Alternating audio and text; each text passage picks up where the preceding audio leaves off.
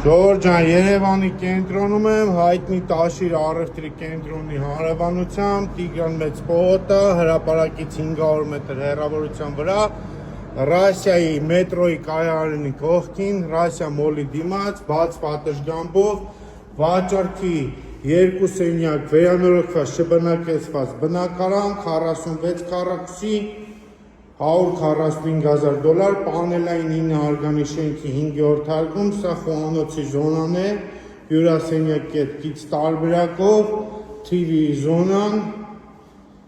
սանհանգույցը լոգասենյակ կետ միասին, գազաֆիկացված, ացան տեղադրած